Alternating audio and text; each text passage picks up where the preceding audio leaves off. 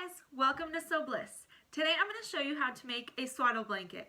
It's quick and easy and makes a very good baby shower gift because every new mom needs one. The supplies that you're going to need is your fabric, and this is a muslin fabric. I got 1.5 yards of it, and I got it at a fabric store. Most fabric stores are carrying it now. I'll put some links down below of fabrics that I suggest to use.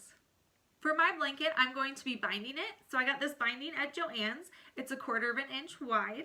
Now you don't have to bind it. I'll tell you a couple other ways you can finish off your blanket. But in case you want to, this is how I'm going to be doing it. Then I'm also going to be using some of these craft clips that I got from Evergreen Art Supply. They came in a pack of 100 for a really great price, and they're super great quality. They've held up really well, and I've been using them for so many projects now. So I suggest you go check them out. I'll put a link down below to their site, and you can get some of these. Very great price, and every crafter, sewer needs some of these. So helpful. And then I'm just going to be using all of my basic sewing supplies. So let's get started. Now, like I said before, I got 1.5 yards of my fabric, and I'm going to be binding it. If you don't want to bind yours, you don't have to.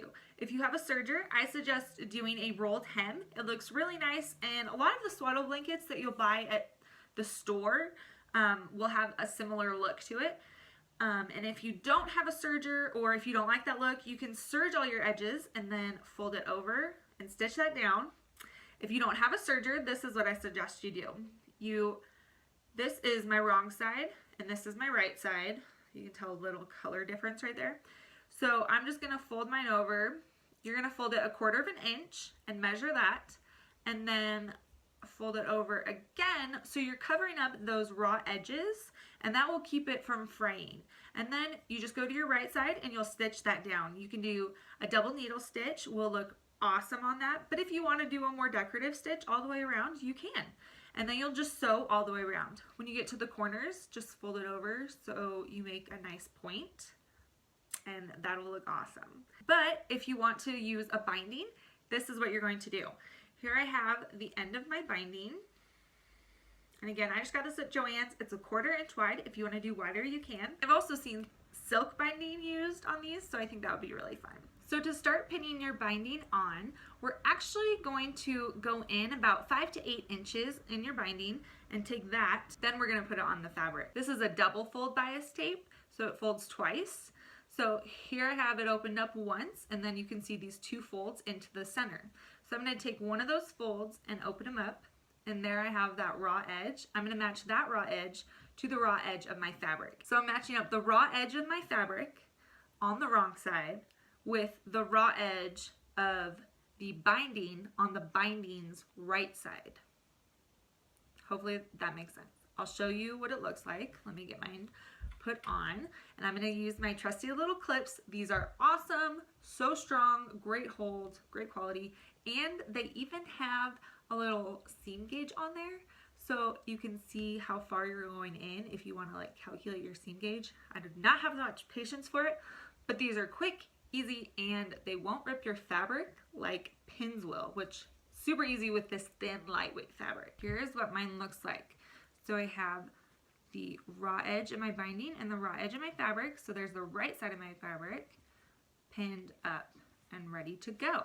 So what's going to happen is I'm going to sew this down right on this very top folded edge. So once I'm done pinning or clipping it all the way around, I am going to sew it down right on this fold line right there. So just all the way around. Now, one thing that I forgot to mention is for your fabric size, I'm using the full 1.5 yards. So mine's gonna be 54 by 54 inches. If you want it smaller, you can make it smaller. A lot of retailed swaddle blankets are about 47 by 47 inches. So if you want to make it that size, go ahead and cut your fabric to that size and then do your binding or your rolled hem or whatever you're going to do. Now on mine, I'm going to be using more than one package of binding.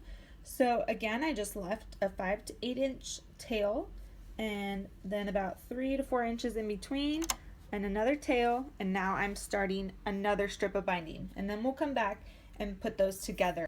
Now when you get to the corner, you're going to find the point that intersects where you're going to cross over this way. So where your seam allowance will be going this way and where it is this way. So it's about 1/4 of an inch in on both sides for me. So I'm going to mark that point, and that is where I'm going to stitch to, and then I'm going to leave my needle down and pivot and then turn my fabric so that this is now going straight with my machine. So then I will be stitching this down. Let me show that to you right now.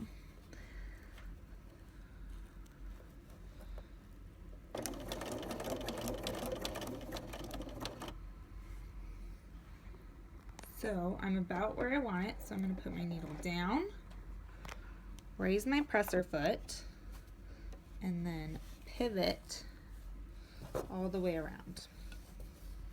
So once you've pivoted your fabric, then pivot your binding, then I'm lining it up with the edge again, and now I'm ready to drop my presser foot. Oh, let me fix that right there. There we go. And now that it's all lined up, I'm ready to start sewing down the other side.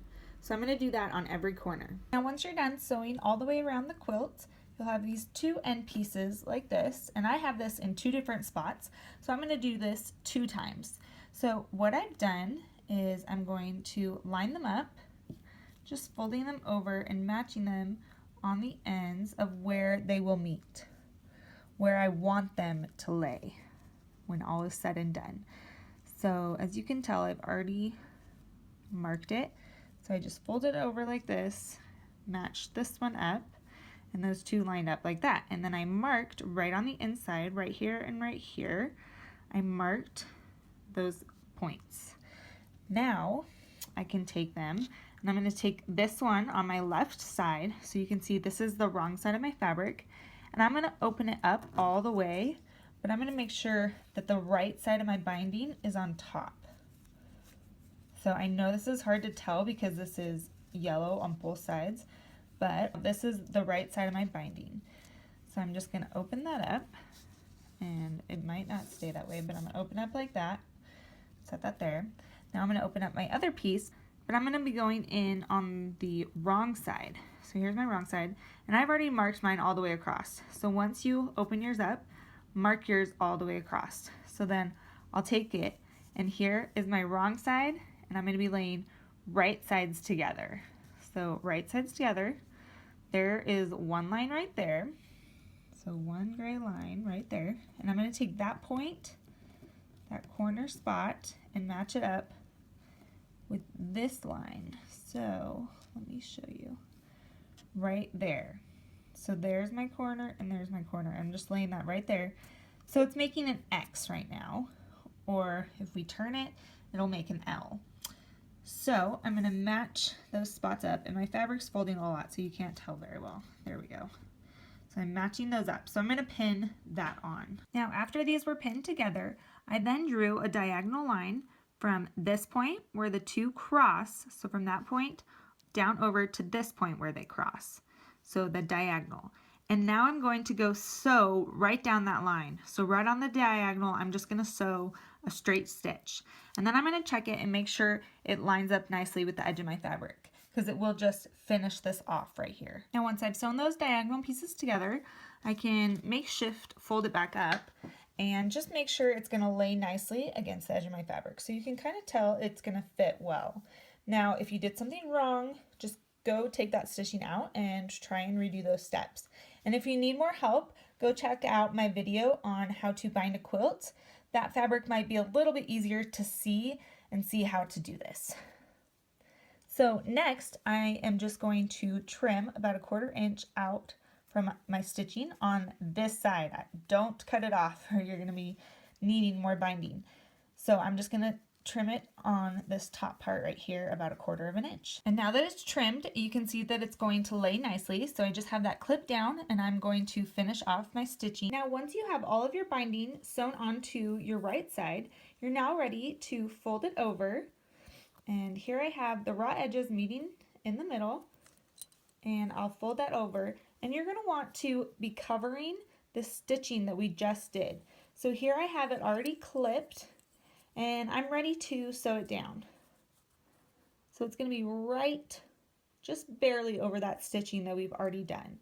So what I'm going to do is called a slip stitch, and if you've watched my videos before, you'll know I love to do a slip stitch because it is invisible. You'll never see it on the right side or the wrong side. If you don't want to do that, because it is hand stitching and it will take more time, you could do stitch in the ditch, or you could just do a stitch all the way along, and you'll see that on this side and on the wrong side. So whatever you prefer, this is definitely not the quickest method, but it is my favorite method. Now what you're going to do is I have a needle threaded, double threaded with the knot on the end. And my first step is I'm going to take my needle and I'm going to grab a chunk of the fabric just on the inside. I'm not going all the way through, just a little chunk right there. And this is a lighter weight fabric, so it might be easier to go through it, and that's why I'm going to be using the white. Now I'll cut those tails off in a second, but I just want to show where my knot is. So there I've grabbed it. So now I'm going to go through the binding. Because you just slip right through the binding, about a quarter to a half inch long, depending on how you want it to look.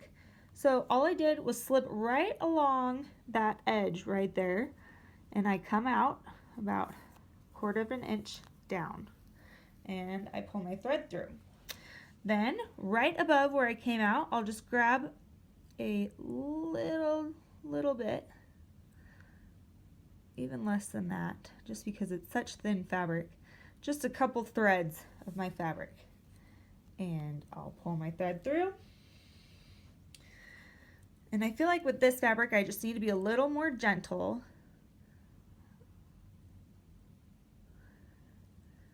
So just keep that in mind when you're stitching. So then right in that same area, I'll grab the binding, go through about a quarter to half inch, and push my needle through and pull tight. So you can see my thread a little bit, but when you step back, it blends more into the fabric and just looks like it's part of the fabric. And that's what's going to happen with this lighter weight fabric. And I am okay with that. So then I'll just keep going. So I'll grab a little chunk. So that's about 3 strands right there, and pull, and then go through my binding. And I'm just going to do this all the way around. Now what you're going to do when you get to the corner is you're going to create this little fold, so it creates a diagonal going from the point of the corner to the point where the edges of the fabric come together in that corner. So I know right now it doesn't look the greatest, but because mine's so small, it's hard to manipulate it. But when I start stitching right there, it'll be easier to manipulate, and I will just stitch it down right there.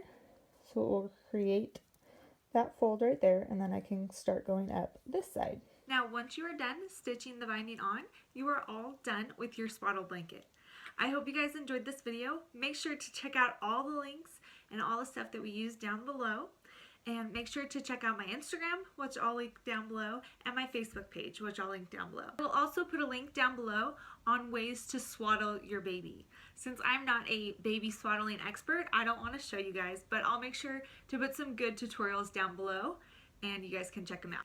Also make sure to give this video a thumbs up and to subscribe, and I will see you guys next time. Bye!